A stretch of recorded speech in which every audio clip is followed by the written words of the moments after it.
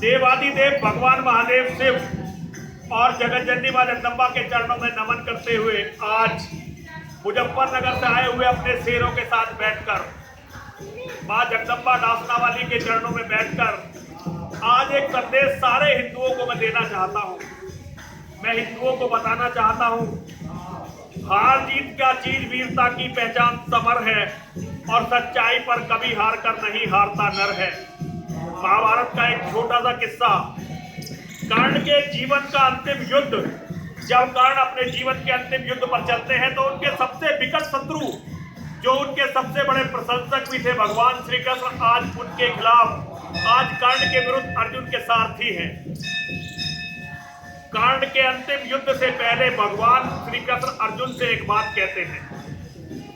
भगवान अर्जुन से कहते हैं, इस पुरुष सिंह का देख समर, मेरे तो हुए निहाल नयन, कुछ बुरा न मानो कहता हूं तुमसे मैं ये चीर निगूढ़ वचन, इसके साथ तेरा बल भी मैं खूब जानता आया हूं, पर तुझसे बढ़कर वीर सदा मैं इसे मानता आया हूं।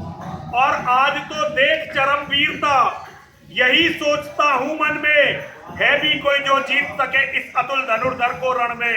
मैं चक्र सुदर्शन धरूं और गांडीव अगर तू तानेगा, तब भी शायद ही आज हमारा आतंक कर्ण ही शायद ही मानेगा।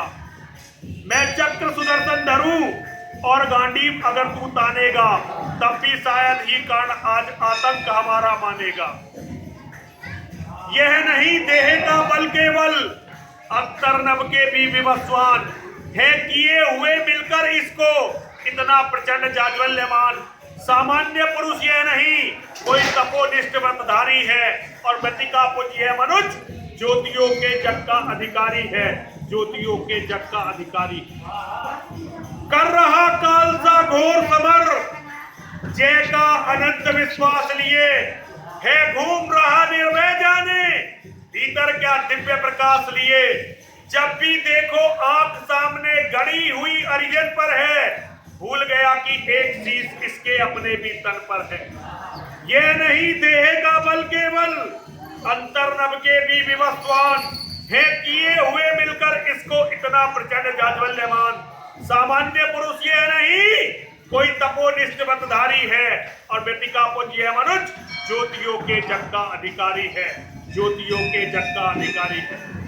भगवान अर्जुन से कहते हैं, अरे अर्जुन मैं तेरा बल बहुत अच्छी तरह से जानता आया हूं और मैं कर्ण को भी बहुत अच्छी तरह से जानता हूं, लेकिन मन ही मन में ये अच्छी तरह से जानता हूं कि तेरा बल कर्ण के बल के सामने कुछ भी नहीं है। देखिए कितनी बड़ी बात है।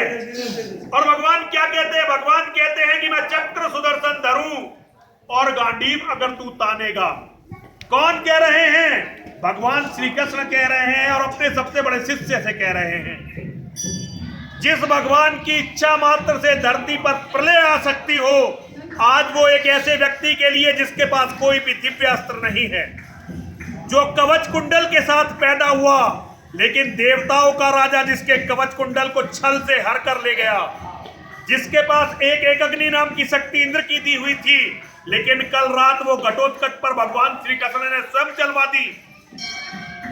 अपनी तपस्या के सिवा कर्ण के पास कोई बल नहीं है और एक अभिशाप कर्ण के साथ है, अपने गुरु का दिया हुआ अभिशाप की जिस दिन तेरी मौत आएगी, तू मेरे सिखाए हुए ज्ञान की चरम सीमा को, ब्रह्मास्त्र को भूल जाएगा। और एक ब्राह्मण का अभिशाप है कि जिस दिन तेरी मौत आने वाली होगी, तो अपने जीवन के सबसे बड़े युद्ध में होगा, धरती तेरे रथ के पहिए को पकड़ लेगी। हजारों अभिशापों के बीच, हजारों षड्यंत्रों के बीच दानवीर महावीर कर्ण आज भी अविचल खड़े हुए हैं और उनकी तपस्या का बल है कि साक्षात नारायण उन्हें प्रणाम करते हुए कहते हैं कि मैं चक्र सुदर्शन उठाकर भी आज इसको मार नहीं सकता, क्योंकि गुरु का वरदान है। जिस गुरु ने अभिशाप दिया, उसी गुरु ने वरदान दिया। कर्ण के निश्चलता के कारण, कर्ण के भोलेपन के कारण, कर्ण के पराक्रम के कारण, कर्ण की तपस्या के कारण और कर्ण के हृदय को देखते हुए गुरु का वरदान है कि कर्ण जब तक तेरे हाथ में तेरे अस्त्र शस्त्र होंगे, धरती की कोई भी ताकत तुझे पराजित नहीं कर सकेगी, कर्ण तुझे हराया नहीं जा सकेगा। मेरे बच्चे, आज इस कलयुग में जब हम छोटी छोटी बातों के लिए लोगों को लड़ते हुए देखते हैं, मरते हुए देखते हैं, एक दूसरे को धोखा देते हुए देखते हैं, तो मुझे अपना धर्म याद आता है।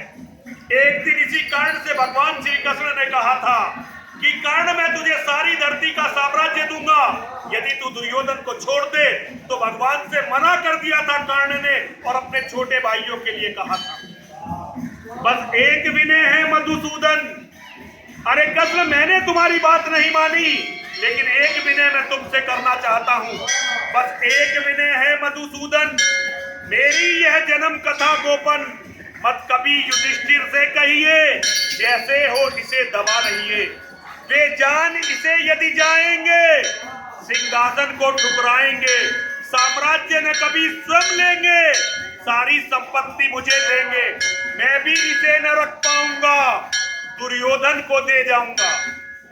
अरे कृष्ण, यदि मेरे छोटे भाई युधिष्ठिर को यह पता लग गया कि मैं उनका बड़ा भाई हूं, तो वे सारी संपत्ति को छोड़ देंगे और सारी संपत्ति मुझे दे देंगे। देखिए कितना विश्वास है उस भाई पर, जिस भाई से कभी कर्ण अपने जीवन में मिले नहीं, जिस भाई को कभी छोटा भाई कहकर गले नहीं लगाया, उस पर कितना विश्वास है कर्ण को। कर्ण अच्छी तरह से जानते हैं यदि युधिष्ठिर को यह पता लगा कि मैं युधिष्ठिर का बड़ा भाई हूं, तो वो साम्राज्य मुझे दे देंगे। और कितना मानते हैं अपने मित्र को, अरे गोविंद, यदि राज्य मुझे मिला तो मैं उसे दुर्योधन को दे दूंगा। बस एक विनय है मधुसूदन, मेरी यह जन्म कथा गोपन मत कभी युधिष्ठिर से कहिए, जैसे हो इसे दबा रहिए।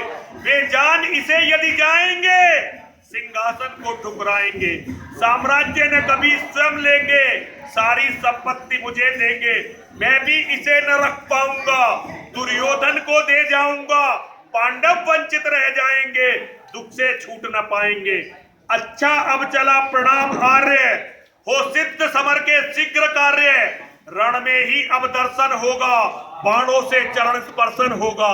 जय हो दिनेश नभ में विहरे, भूतल में दिव्य प्रकाश भरे, रथ से राधे चला आया, हरि के मन में विस्मय अछाया।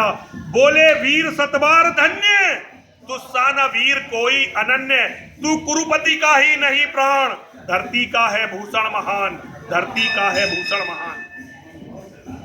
एक जरा से मानव ने, एक कर्ण ने जो सारे दुनिया के ताड़ना को सहता रहा, आज भगवान के सिर को झुका दिया। आज भगवान मान गए हार कर्ण के सामने और उन्होंने कहा, कर्ण, तेरे जैसा ना कोई पैदा हुआ है ना कोई पैदा होगा। मैं सभी हिंदुओं से कहना चाहता हूं, तुम कर्ण बनो, तुम भीम बनो, तुम युधिष्ठिर बनो, तुम अर्जुन बनो, तुम अभिमन्यु बनो, तुम परीक्षित बनो, जन्मेजय बनो, तुम बाजीराव पेशवा बनो, तुम महाराणा प्रताप बनो, तुम गोकुल जाट बनो, तुम महाराजा रणजीत सिंह बनो, बंदा बैरागी बनो, गुरु तेग बहादुर बनो, गुरु गोविंद सिंह बनो। अरे हिंदुओं, तुम्हारे जैसा इतिहास किसी का नहीं है।